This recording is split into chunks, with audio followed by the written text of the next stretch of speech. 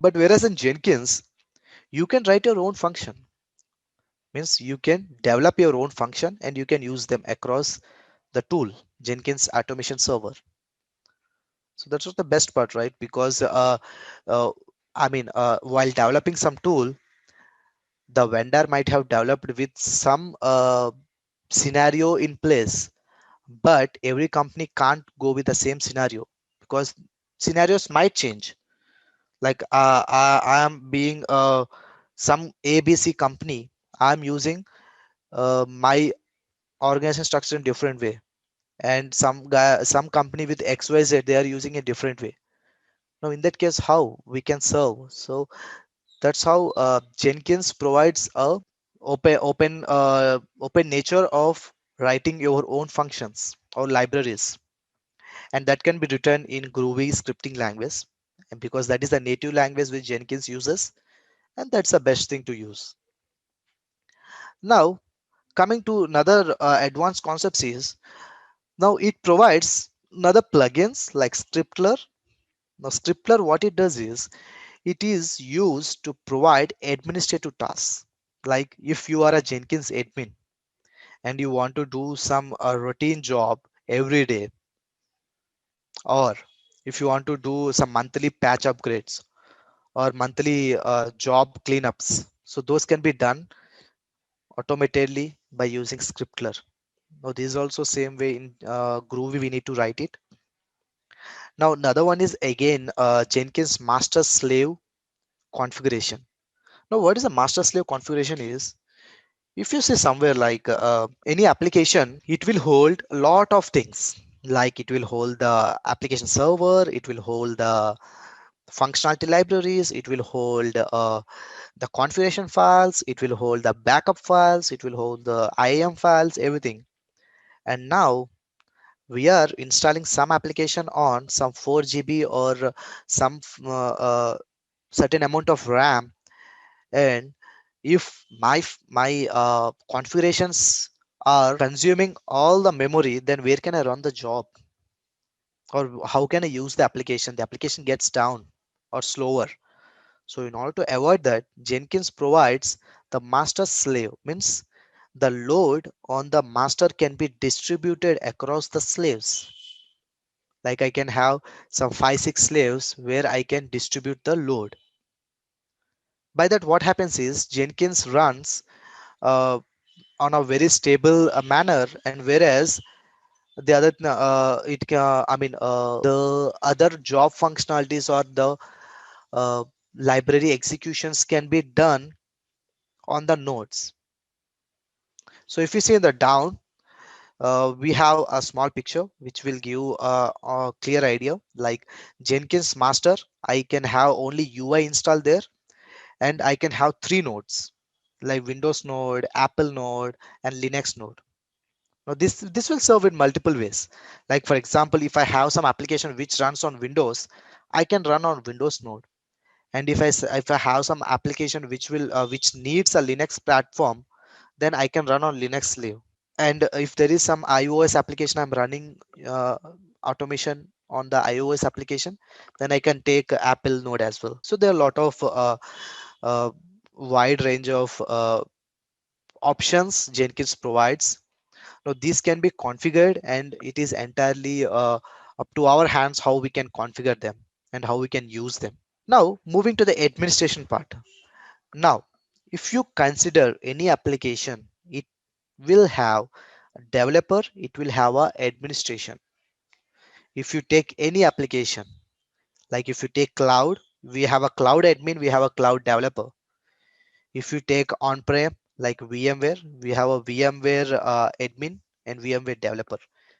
If you take a OpenStack cloud, OpenStack admin and OpenStack developer. So similar way, Jenkins also have Jenkins admin and Jenkins developer. Now Jenkins developer will deal with developing the pipelines, developing the functionalities, like CI/CD functionalities, delivering the product, release everything. And admin will take care of administration tasks. So what are the administration tasks we have?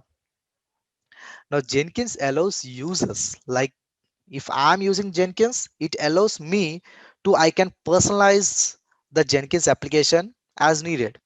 Like if I want my Jenkins application to work in this way, I can do that. Jenkins will allow me to do that. And customization configuration is completely free, and customization configuration is completely open. So there won't be any limitations, there won't be any restrictions. Now if you see here, it allows tool configurations, it allows configure the environment, configure the nodes, how I can take a backup, how I can take a restoring process, how I can secure my Jenkins server, and how I can monitor them, and how I can view and maintain the logs. So where can I do that? So if you see here, it will be under manage Jenkins. So there is a manage Jenkins, and inside the manage Jenkins, we'll have all the options what role needed for the administration. And for this, you need admin access for this Jenkins server. Okay, so we need admin access. If I am the user and I have admin access, then I can manage my Jenkins from the administration level, like configure a system, global securities, credentials, global tool configurations, plugin management, or reloading the configurations from the machine, or system information I can take out, system logs I can take out, everything I can do. Those sort of tasks we can handle from the administration. Now we were, I mean, before we were jumping into administration, we have talked about the plugins. Like I have repeatedly been talking about plugins. Like Jenkins provide a lot of plugins. So what are plugins actually? So Jenkins plugins are the core components for Jenkins. Without plugins, Jenkins is a simply a UI without any functionality. So any functionality in Jenkins is developed by plugins. So plugin is a simple application where it acts as a middleware between the Jenkins and the remote application. For example, I have a remote application called ABC, or remote application called, we can take some application like remote application called a Bitbucket, or remote application called Git. Now what plugin does is, I have a remote server Git, and I have my local Jenkins server. Now plugin acts as a middleware between the Jenkins and the remote Git server. Means it will integrate, means it will bring them close, or it will bridge, like it will connect my Jenkins server to the remote application. So that's what a plugin does. Now, Jenkins plugins are the core functionality for Jenkins. Now, if you just imagine, like Jenkins provides 1700 plus plugins. Can't you imagine? Like 1700 plus plugins are a lot of plugins Jenkins provides. So you can go and you can search your plugin, and where you can find a best fit for your application, and you can search them. Now this will have source code plugins, administration plugins, platform plugins, UI plugins, building management plugins, and so on. Like it will have a wide range of plugin categories, and most of the plugins are open source. The best part is, again, like for example, I have some requirement, like I want a plugin for my database, and my database is I mean need to be hard coded, like my database server name should be hard coded. Then what I will do is, I will simply go to the GitHub, I will search for the plugin source code, and I can modify them. So lot of things can be done. So plugins are open source. Jenkins itself is a open source. So it is completely as a package open source, and you can use it on your local machines as well. So it doesn't need any sort of licensing, it doesn't need any sort of pricing, or it doesn't need any sort of trial version, no headaches, nothing. So you can directly download the application, you can start working on. And if you don't want plugin to be, I mean, used as it is as a default, you can use it, you can use it the source code, and you can start modifying as per your needs. So that's how it serves as. So it's a very open mechanism which Jenkins usually maintain.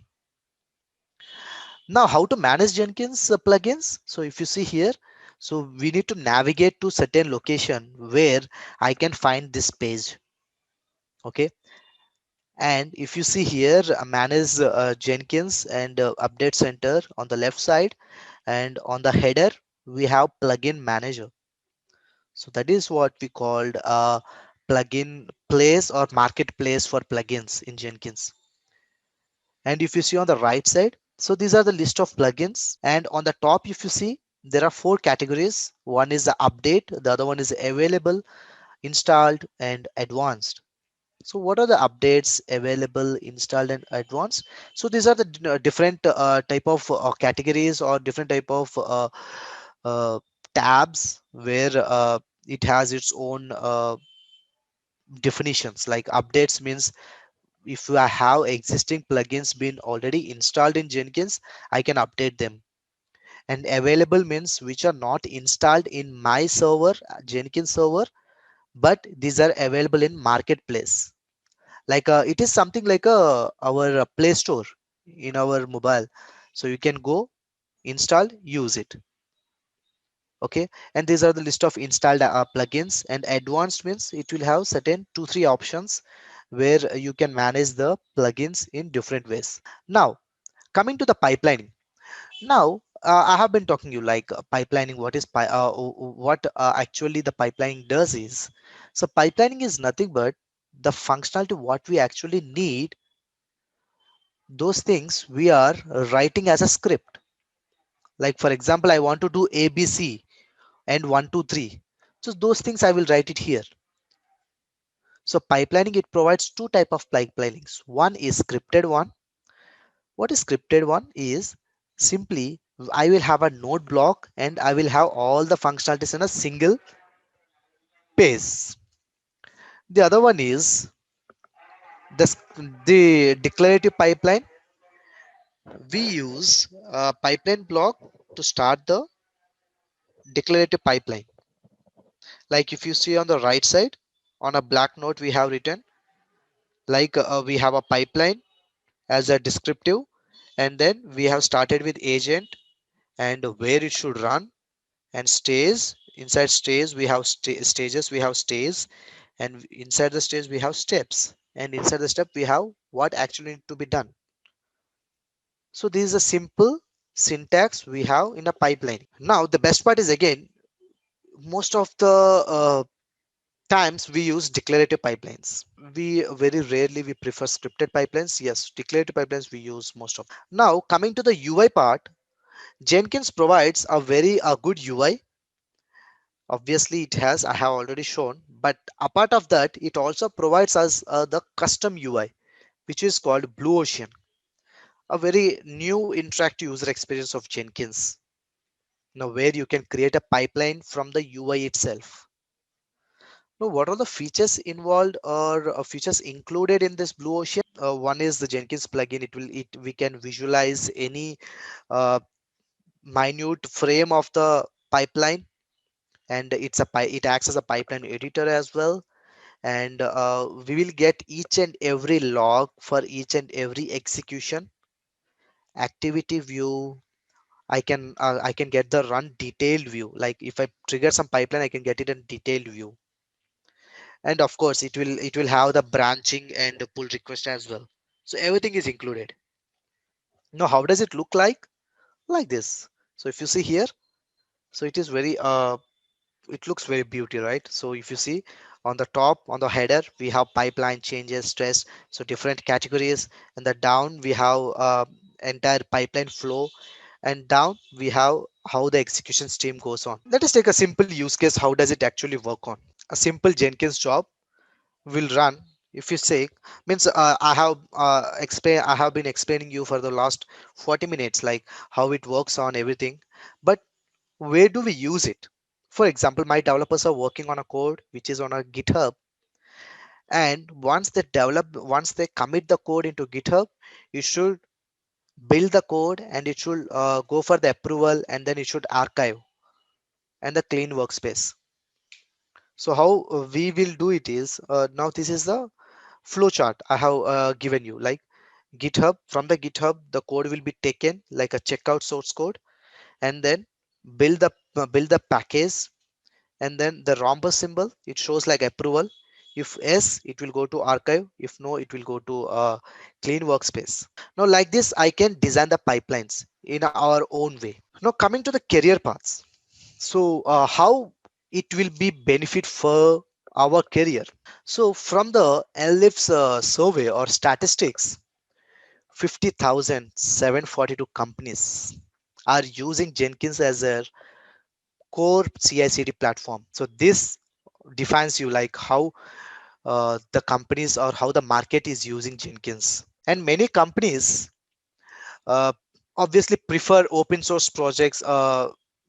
If there is some paid and if there is some open source, many companies obviously go for open source products, because DevOps is a open source culture, and open source tools have become very extensive for from the past 1 decade.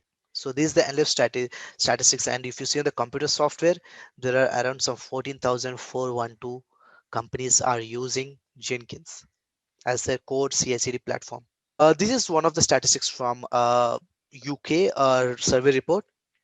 So how the companies are moving towards DevOps, how fast they are moving, and how open source market is getting more and more preferable, and Jenkins being the first place. And if you see here, from the past 2011 to the 2020 server, the curve is completely it's going exponential. So if you are getting a contractor jobs or permanent jobs or all kind of jobs, if you see, so curve is completely exponential, and it is giving us a, it shows a positive trend of using Jenkins.